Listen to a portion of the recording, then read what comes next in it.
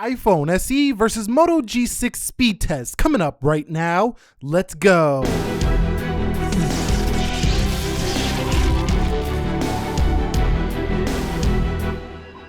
So what is up, guys? Nick here, helping you to master your technology. iPhone SE versus Moto G6 Speed Test. Let's go ahead and begin with a boot up test in 3, 2, 1. And I'm sure you all know why I'm comparing these two phones, and that's one reason: the price. Both of these phones are in around the same price category. As a matter of fact, the iPhone SE is cheaper than the Moto G6, and we're gonna see if it's more powerful, even though it's a 2016 smartphone versus a 2018 smartphone. So there's the SE. It wins very easily on the boot up. Now, Motorola does that little animation here, which actually makes it a little bit slower to boot up over some other devices. So the SE with the win on the boot up test. Okay guys, so here we are on the lock screens of both these devices, and let's go ahead and test the fingerprint scanners on both. 3, 2, 1.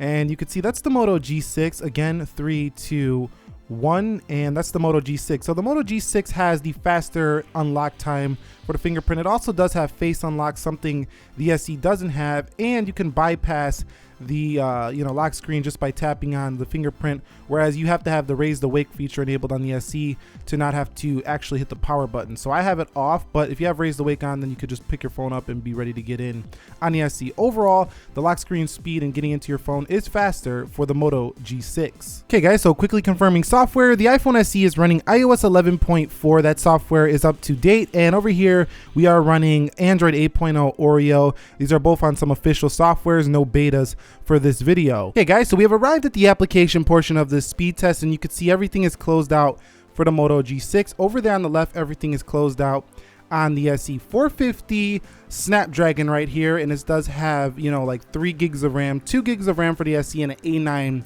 CPU. Let's go into calendar. 3, 2, 1, and you can see that was so much quicker on the SE. Coming home, let's go into clock, and you can see that's the SE again coming home. Let's go into calculator. You can see the iPhone SE one more time, and settings, and you could see that look like the SE again. Let's go into Instagram. 3, 2, 1, and that one's gonna go to, oh, that was pretty close. You're gonna have to call that one down below. Let's go into Twitter. That one looked like the SE to me. Let's go into Snapchat, and you can see Snapchat is first on the left. What about WhatsApp? And WhatsApp's again on the left. Let's go into YouTube, and YouTube on the left again. And they do have a Moto G6 Plus, but it's not available in the US. Let's go into Netflix. That one has a Snapdragon 630 CPU. That would probably be closer here. So the SE winning so far on most of these apps. What about Amazon? But considering the SE is cheaper than this phone, it kind of doesn't make sense to buy a phone with worse performance, it looks like so far. Coming home, let's go into eBay. And you could see eBay is first on the left, then on the right. I think a good comparison would be maybe the Honor 7X versus this device. It's also on a similar price point. And you could see there goes the SE. iPhone 6 also in the same price point as the Moto G6, if you still want to pick up an old boy. And you could see that was the SE on Jetpack. Let's go to Dead Trigger 2 and see which one can load this up first. The SE ready to go. The SE is more like flagship level performance versus, or mid-range at least, versus this definitely feels like a budget level performance phone on the Moto G6. So Moto G6 now, finally, we would have already been on the next mission here on Dead Trigger 2 for the SE if we started playing the game. So there goes the Moto G6. Man, this is not really nice performance here. I was expecting more out of this device, especially considering its $250 price point. But I guess you're paying for the design and the face unlock and fingerprint scanner and having all those extra goodies, but you kind of sacrifice with the processor. Let's go to Subway Surfers, and you can see Subway Surfers does open first now on the, looks like the left's gonna smoke it. Yes, it does. The iPhone SE smokes the Moto G6 on Subway Surfer. As you can see, we're not kidding. Look at this. Okay,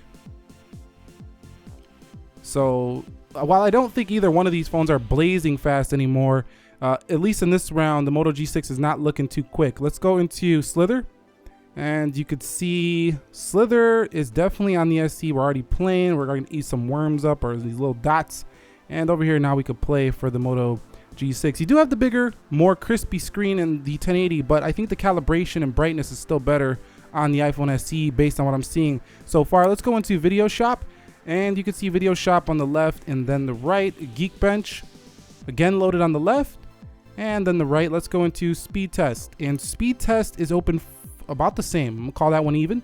Let's go into Chrome, and Chrome is open about the same. Let's go into Facebook, and you can see Facebook similar. So similar performance in Chrome when it comes to just web browsing. That's a pretty good thing because we don't want a slow web browsing device. So overall, in the single core or the single round of speed test, it's pretty clear the SE was an easy win over the Moto G6, and it's coming in at about $100 less than this device at the current time. Okay, so we're gonna quickly run through the applications to see if we get any reloads here. We'll begin with the SE. You could see that's open. That's open right there. Geekbench open. Let's go into Video Shop, open as well. Slither, little slight pause there. Jetpack, a little bit of a pause there. It's resuming.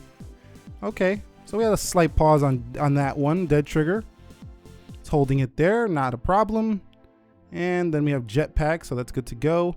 eBay, let's go into Amazon. 2 gigs of RAM, remember, for the SE, and you could see not quite as good as like iPhone 10 performance. YouTube, you could see. Let's go into WhatsApp here, and let's go into Snapchat, and then Twitter and Instagram.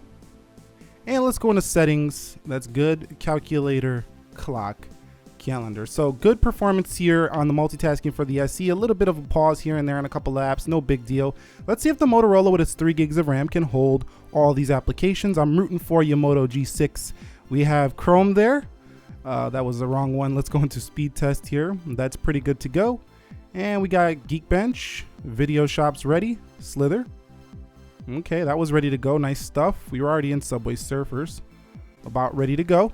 Dead Trigger 2. And it looks like we have a full reload here on Dead Trigger 2. Jetpack Joyride. Oh man, another reload here. You know, you can't fake this stuff on camera. This phone has more RAM, and it just reloaded 2 apps in a row that were not reloaded for the SE. eBay, and you could see another reload. Amazon, wow, this is pretty disappointing considering the price point of this phone. $250 with tax. You know, we get a couple accessories. You're looking at $300. This might not be worth it. Netflix, and oh man, not looking good here. Not looking good for a 2018 phone. This is what the iPhone 6 does, and that's a 2014 phone. It kind of reloads apps now. And let's go to the Snapchat. Wow, stutter there. Twitter. It's gonna sound like I'm so biased, but I mean, I gotta be totally honest here. This phone is disappointing me here live on camera as we're watching it. You can see the stutters and the, you know, the lack of holding these apps in the background. I'm sure it should hold these just fine, but you can even see these clock and calculator just reloaded as well. And calendar, again, this phone, not going to be a great multitasking phone. So if you're going to be running more than a few apps, again, it's a $250 phone. A lot of, you know, tech publications and websites are going to tell you, oh, it's got nice design. But you've seen right here that performance is not really nice so far for at least the standard Moto G6. I'm not talking about the Plus, but the standard Moto G6. Hey guys, so that's it. The iPhone SE versus the Moto G6. What we learned here is that the SE is still the faster device. You're gonna pay less for this phone. The reason I really did this is because I wanted to see how good a budget phone's performance is in the Moto G6, and quite honestly, it's not bad. It's not that impressive either. So I think you might want to look for something that can perform a little bit better if you really care about performance. If you want a phone that's kind of trendy looking, at the tall display, 1080p, face unlock, it's still a great value with clean software, but it's just not amazingly quick with its Snapdragon 450. If you found this video helpful, enjoyable, entertaining, informing, do me a favor, click that like button for me. And if you're new here, consider subscribing for more. Nick here helping you to master your technology. Be sure to be well. I will catch you all in the next episode, and peace.